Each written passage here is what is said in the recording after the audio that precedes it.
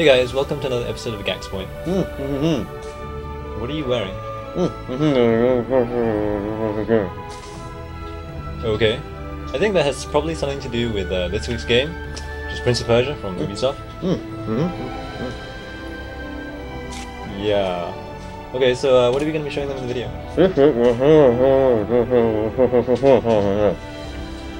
Right, okay, let's roll it. You look like a dumbass.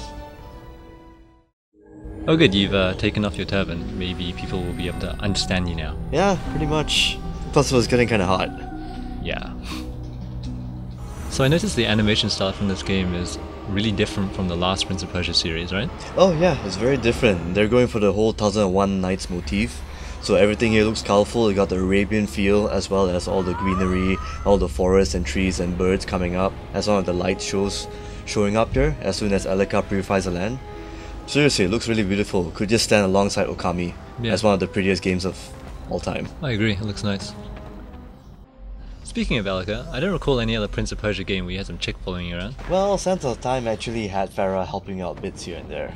Yeah, but basically you had to help her, right? Yeah, actually in this case, Elika, the new partner in Prince of Persia, actually helps you most of the time in doing double jumps, helping you out when you're about to fall into a pit, and in certain cases, special plates like these. Yeah, she's like the new Sands of Time, right? Oh yeah, you could say that. Sharpen your nails? So, speaking of Sands of Time, I remember in that one, all the fights was like you against a whole bunch of other people, right? Yeah, well, it's kind of like God of War-ish. In this new Prince of Persia, it's basically duels. Like, you basically fight one-on-ones against a big boss, against one of the corrupted, like the Hunter here. Like, you can do special fancy moves, you can also deflect the attacks, and fancier moves like these.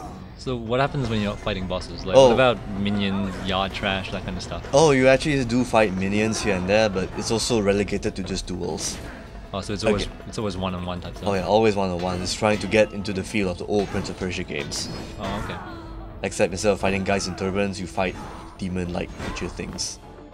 So I noticed this game is kind of similar to last week's game, which is Mirror's Edge, where you're jumping around a lot, you're moving a lot, there's always this continuous sense of movement. Oh yeah, the flow of this game is pretty incredible. Like, the level design is basically built for you to just run, vault around on little poles and go onto these little ring things and just swinging around like a little monkey.